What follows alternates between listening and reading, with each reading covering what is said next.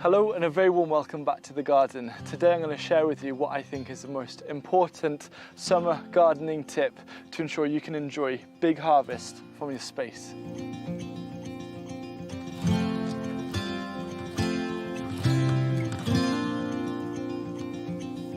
So this video is heavily inspired by a video that I saw on the No-Till Growers YouTube channel, and it's actually the thumbnail. On the thumbnail it said, "Just keep planting," and I thought, you know what, that is the tip of summer. So the thing about midsummer onwards is literally every day you come to the garden, there's just more and more growth. So many things are coming through. This is buckwheat, and I've also got chocolate sunflower.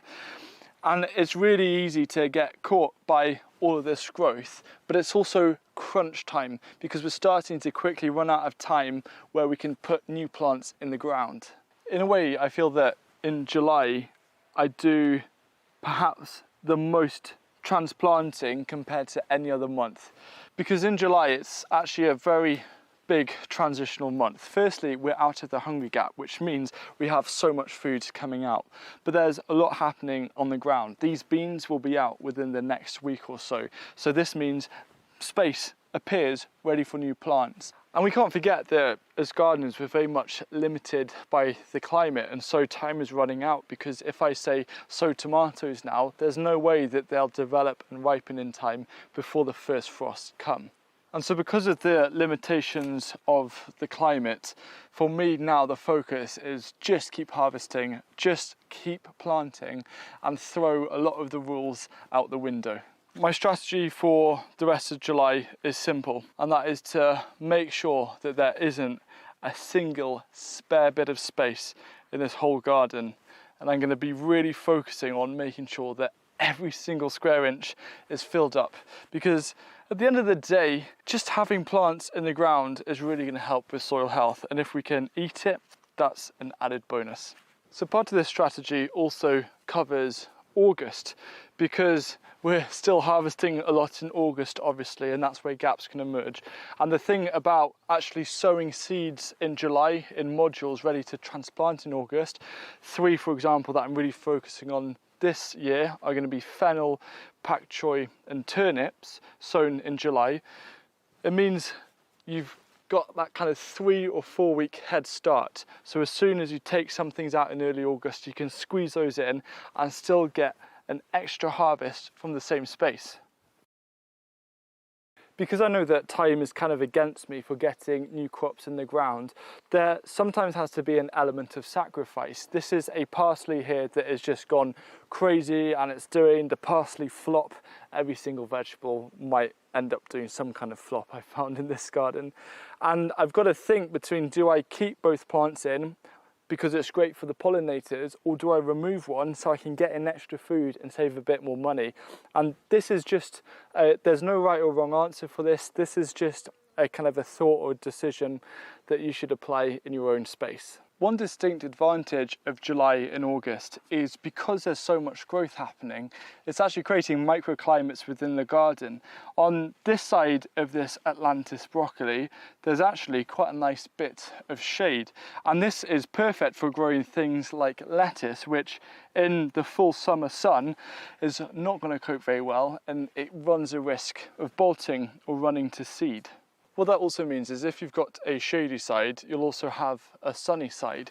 And I've decided to plant a pumpkin here, which is going to make the full use of the sun, and I'm either going to train it up or down and around and just along, and see if I can grow any pumpkins in the small space. Yes, it will confine the pathway a bit, but I'm willing to sacrifice a bit of pathway space for some more food. Another really important thing to help you enjoy nice harvests, and I've got the carrots coming in now, which is really exciting, is to actually think about preserving. Because what I could do is I could leave these carrots in here and they can occupy the space, or I could harvest them, preserve them, and then I could sow or plant another crop. So one of the most effective and delicious ways of preserving your harvest is actually using fermentation. There's so many ways that you can apply fermentation using homegrown produce. And last year, my colleague Sam and I, we created a kitchen garden fermentation online course.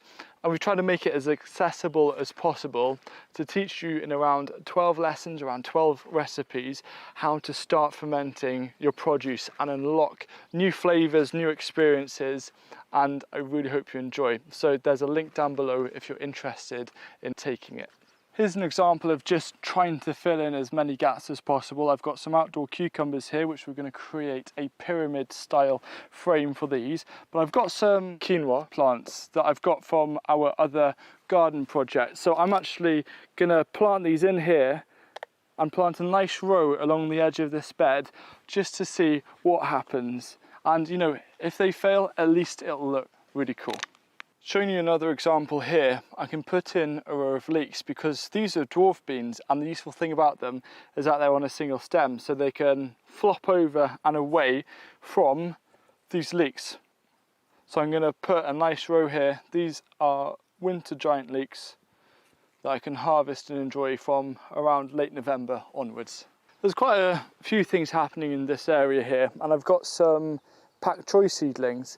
And this row of direct sown Celtis right at the end, it didn't germinate. Not sure what happened there, but it's an opportunity for me to put in about 5 different pak choi plants and then fill this up with a bit more food and still squeeze in a harvest before the really cold weather starts to come. A nice habit to get into is as you're watering these new plants that you're putting in and just anything that's growing, to start adding a little bit of any kind of liquid amendments that you've been creating. You've probably seen it if you've been watching my channel this year.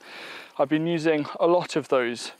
And the reason why is that as plants grow, they're using nutrients, and sometimes they might need a little bit of a supplement, especially towards the end of a growing season. So that's all liquid amendments are. They're a nice supplement to help you grow food that tastes amazing and is very healthy and supports a healthy soil.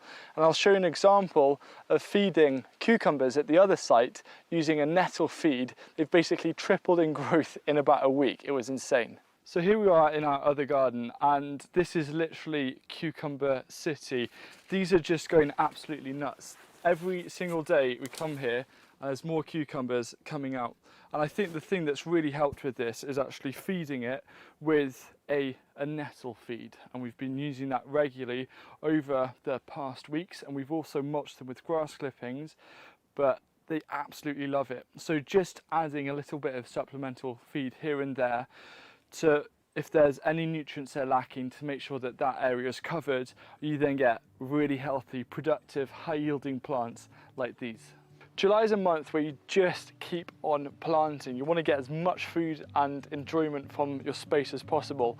If you're new to growing or you're unsure about perhaps the best ways to utilize smaller spaces within your garden, this video, which I made last week, is going to give you all of the tips and the strategy to make sure that you're making the best use of every single square inch.